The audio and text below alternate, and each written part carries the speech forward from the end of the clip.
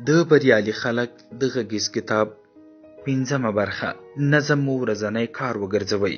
له خپل شخصي میتود سره د خپلې انګیزې لاره هم یو ځای کړه. د خپل ځانګړي شخصیت د لوستو لپاره د هر شخصیت پروفایل وکاروه. که د وړاندې نوي کارولی یو ډول یې پیدا کړه. د بیلګې په توګه میرز برګس BIS یا نور ډول شخصیتونه. کله چې د خپل ځانګړي شخصیت د ودې لپاره ښه څه وموندل، نو بیا یې د خپلې ورځنۍ ودې په سیستم کې ځای کړه.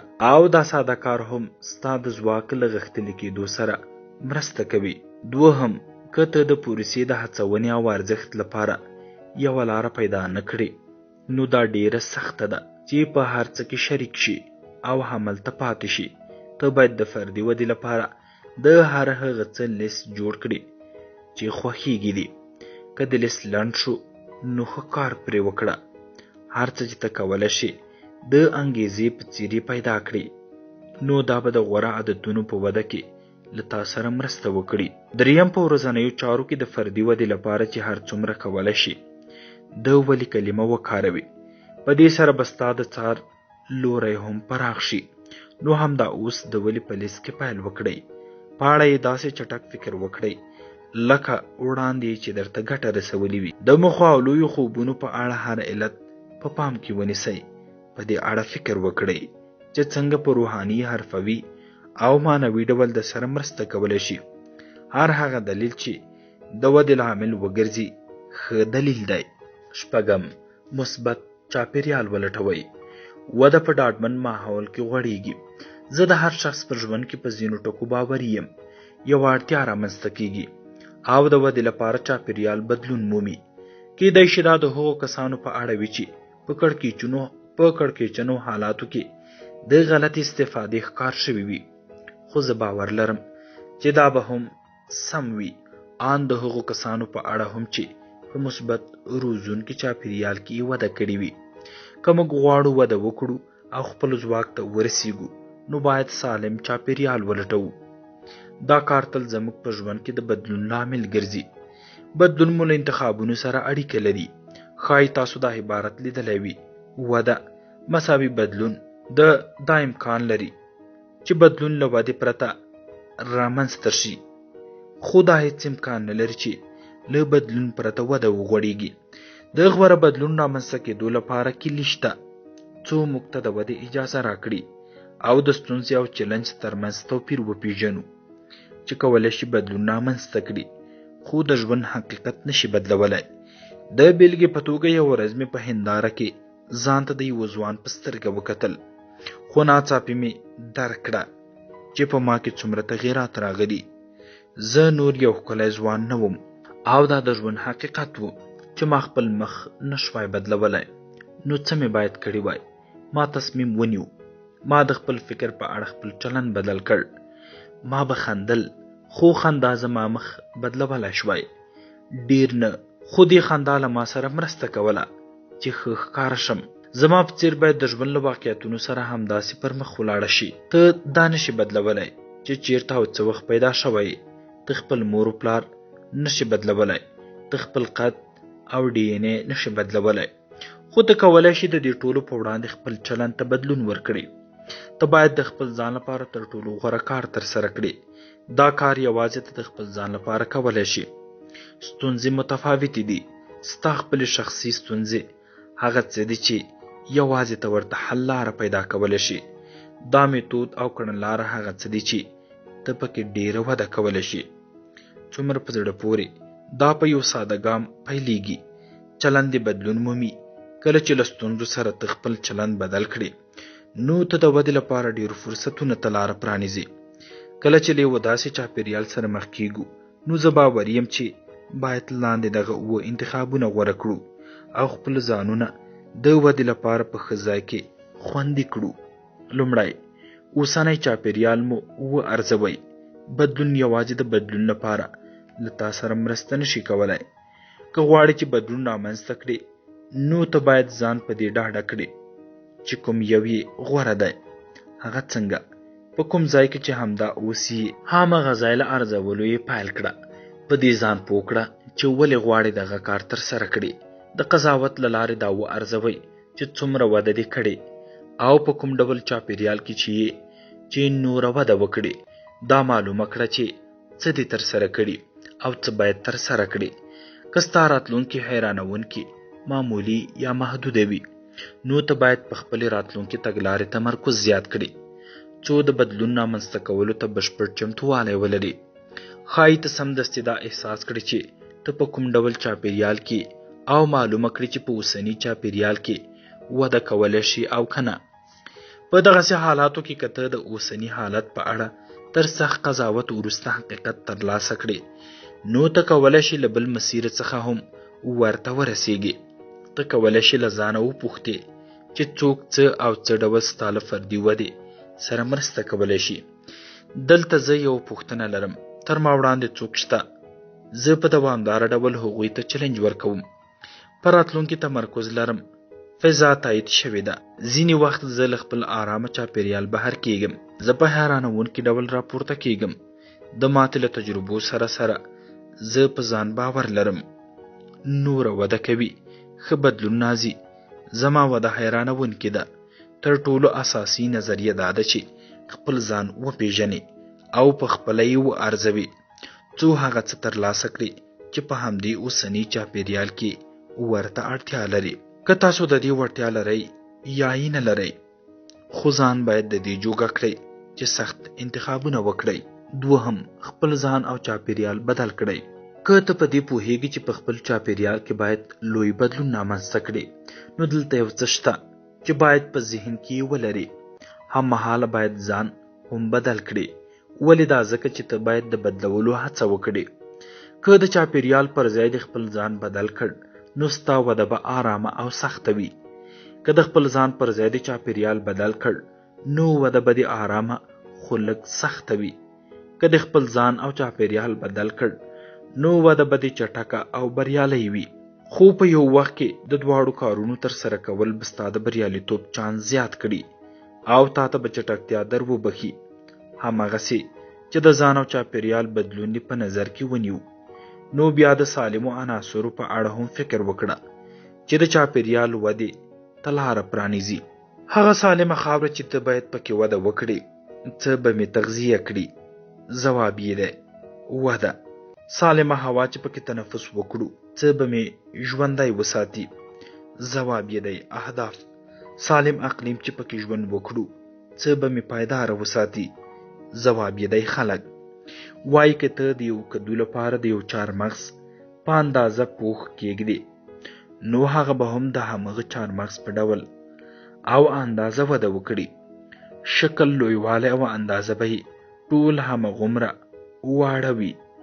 دا کټمټ لکه د یو کس فکر چې که هر ډول چوکاټ ورته جوړ کړي، نو همغومره او همغسې به وده وکړي. اجازه مه ورکوئ چې دغسې څه له تاسو سره هم پیښ شي. دریم، هغه کس بدل کړه چې خپل وخت ورسره تیروي. د هارډورډ پوهنتون د استاد ارواپو ډاکټر ډیوډ میکلند له نظره، هغه خلک چې معمولا ته ورسره مرسته کوي د ګروپ سرچینه بلل کیږي، او دا هغه خلک دي چې ستا د بریا او ماتې 95% لوری ټاکي. دا تل راحت بخونکې نه ده، خو ګټوره ده چې تل له خپلې کچې له لوړو خلکو سره همکاري وکړي. له لویو خلکو سره اوسېدل تل اسانه کار نه دی، مګر دا تل د امکان وړ ده چې له دغو خلکو سره جوړ جاړی وکړي. هغه خلک چې په لویو لارو مزل کوي هیڅ وخت ټیټ نه دي.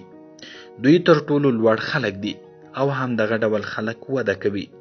نو زه هم تاسو ته په پوره ټینګار سره وایم، داسې ملګري پیدا کړئ چې حساب پرې وکړئ، څو د ودې په سفر کې در سره اوږه په اوږه مخکې ولاړ شي. دا ډول کسان به له تاسو سره د سالمو تصمیمونو په نیولو کې مرسته وکړي او له ناسم تصمیم څخه به مو راوګرځوي. یو ښه ملګری چې باید حساب پرې وکړئ باید لاندې ځانګړنې ولري چې له قید و شرط پرته در سره مینه ولري، بریالیتوب ته مو لیواله وي، عاقل او بالغ وي. د هم نظره پوښتنو په اړه درنه پوښتنه وکړي. کله چې مرستې ته اړتیا لرئ، در سره مرسته وکړي. ته نشي کولای په یوازې ځان د ودې دا سخت مزل ووهې. همداراز ته نشي کولای په یوازې ځان خپل ځواک ته ورسیږي. د هر شخص شاوخوا د هغه په وده کې تر ټولو مهم عامل خلک دي. که په ژوند کې د لشته غوره والي څخه بل هیڅ شي ته بدلون ورنه کړ، نو له دې سره به ستا د بریالیتوب چانس 10 برابره زیات شي. په همدې اساس ته باید د هغه کس په اړه اوږد او ژور فکر وکړي چې خپل ډیر وخت له تا سره تیروي. هر کله چې دوی مخ ته ولاړل نو ته به هم ورسره پر مخ ولاړ شي. څلورم، په خپل نوي چاپیریال کې ځان ته چیلنج ورکړه. د ودې په چاپیریال کې تر ټولو مهم او مثبت څیز ځان ته حرکت او د ځواک پراخوالي ته ځای ورکول دي. خو ته باید د ودې د فرصتونو موندو او رامنځته کولو ته پوره ژمن واوسې. ته باید ځان ته د چیلنج ورکولو په برخه کې خپل نظم او عادت ته وده ورکړي. ځان ته د چیلنج ورکولو یوه لاره د خپلو موخو عامول دي.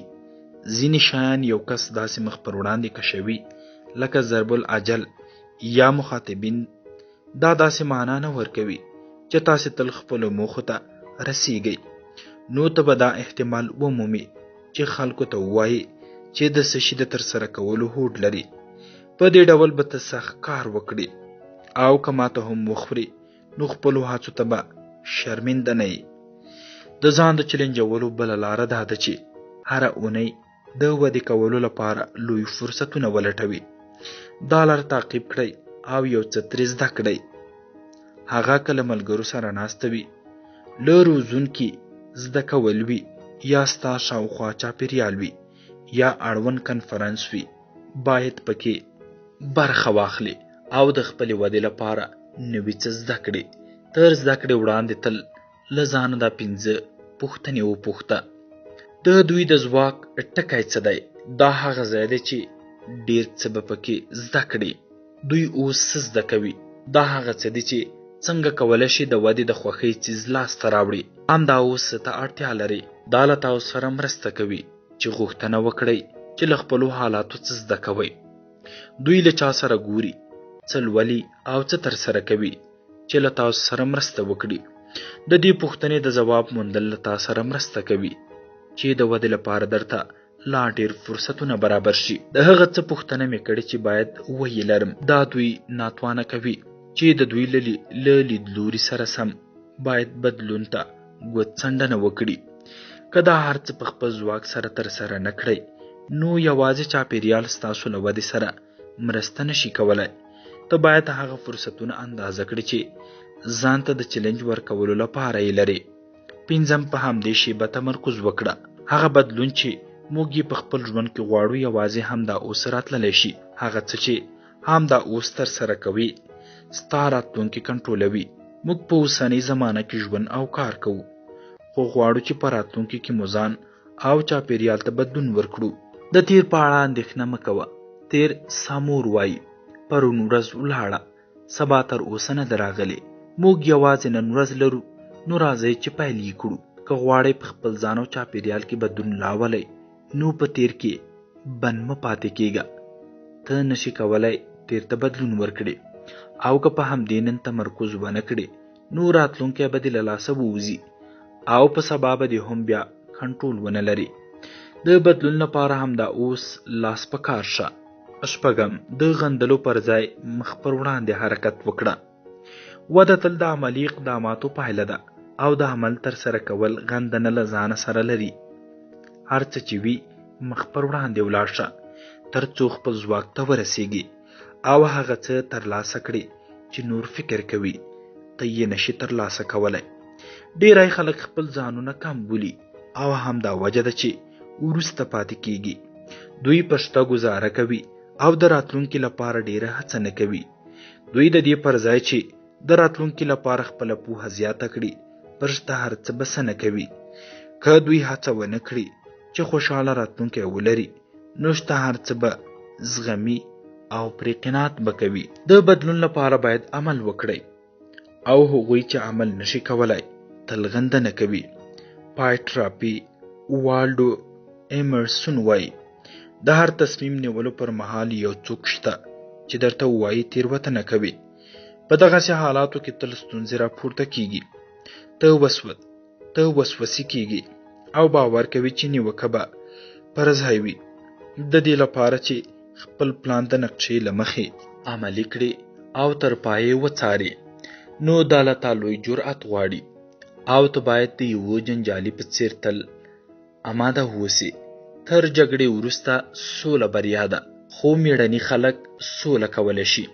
په همدې اساس ته باید یو هوښیار سلاکار ولري، خو خپلې پریکړې په خپله کوه او ته د خپلو انتخابونو لپاره مسؤل یې. مثبت چاپیریال څه ډول رامنځته کړو؟ لومړی خپل اوسنی چاپیریال وارزوه، بیا د ودې لپاره له لاندې لسو جملو سم او ناسم یې غوره کړه. لومړی، نور په زده کړو کې تر ما مخکې دي. دوهم، زه په دوامدار ډول چلنج سره مخ کیږم. دریم، زما تمرکز تر ټولو وړاندې دی. څلورم، ډیره ښه هوا ده. پنځم، زه ډیری وخت له خپلې آرامې فضا څخه بهر یم. شپږم، زه په حیرانوونکي ډول راپاڅېږم. اووم، ماته زما دښمن نه دی. اتم، نور وده کوي. نهم، د خلکو لیوالتیا بدلیږي. لسم، وده یوه بیلګه ده او توقع یې کیدای شي. که د ناسم ځوابونه له 5 څخه زیاتو، نو کیدای شي چې ستا او اوسني چاپیریال ستا د ودې خنډ وي. که غواړې هر څه ته بدلون ورکړې، باید مشخص یې کړې او ځواک ته د رسېدو لپاره خپل چاپیریال ته وده ورکړې. څلورم، خپله فردي وده د دې څپرکي په 3 اساسي برخو کې وارزوه. په دې باید ځان پوه کړې چې څه مې تغذیه کوي. ځواب یې لاندې دی. لاندې لیست تعقیب کړه څو ارزوي او پوه شي چې څه شی دې تغذیه کوي. موسیقي، کومه سندره مې آراموي. فکرونه، کومې نظریې را سره خبرې کوي. تجربې، کومې تجربې مې ځوان ښیي. ملګري، کوم خلک مې هڅوي. تفریح، کوم فعالیتونه مې تازه کوي. روح، کوم معنوي تمرین قوت را بخي. هیلې، کوم خوبونه الهام را بخي. کور، د کورنۍ کوم غړي راته پاملرنه کوي. ډالۍ، کوم نعمت مې فعاله ساتي. خاطرې، کومې خاطرې مې خندوي. کتابونه، څه مې ولوستل چې باید بدل یې کړم. غوره هوا، چې نفس پکې وکاږي. څه شی مې ژوندی ساتي. موخې، د 3 او 4 څپرکي په پای کې د شویو پوښتنو پر ځوابونو بیا کتنه وکړه. دا ځوابونه داسې وکاروه چې د ژوند د موخو پر لور مو وده غښتلې کړي. دا توقع مه لره چې تل او دایمي به وي. دا به په چټکتیا کې در سره مرسته وکړي او وده به درکړي او ته به په هماغه ډول بدلون وکړي چې څنګه یې غواړي. همداراز دا به د اوسني مسیر پر لور د ځواک حس درکړي. سالم اقلیم چې ژوند پکې وکړي. څه شی مې پایداره ساتي. خلک، د هغو خلکو لیست جوړ کړه چې همدا اوس په خپل ژوند کې ترې اغېزمن شوی. ملګري، کورنۍ، همکاران، کارکوونکي، روزونکي او داسې نور. د هغو کسانو په اړه هم ځان ډاډه کړه چې هر یو یې در سره خپل وخت تیر کړی دی. وروسته دغه لیست سکین کړه او هغه کسان پکې مشخص کړه چې څوک له تا لوی دي. تر تا ماهرین، استعداد لرونکي او په مسلکي ډول تر تا وړ کسان. ښه شخصیت لرونکی واوسه. که دغه کسان هم ستا له ودې سره مرسته ونه کړي، نو ته بیا اړتیا لري چې پر ځای یې نور خلک پیدا کړي څو ستا په وده او بدلون کې در سره مرسته وکړي. دریم، تر هغو مو په ژوند کې مهم پرمختګ نه پیښیږي چې ځان ته په خپل چاپیریال کې دوامداره چلنج ورنه کړي. د ځان لپاره داسې مشخصې موخې وټاکه چې د اوسنیو وړتیاو تر شا مو وي. د راتلونکي میاشتې لپاره دې په خپله جنترۍ بیا کتنه وکړه او په هره اونۍ کې د غوره پرمختللي ځواک نوي فرصتونه ولټوه. له ځانه د پوښتلو لپاره پلان جوړوه، هماغسې چې په دې څپرکي کې راوړل شوي دي.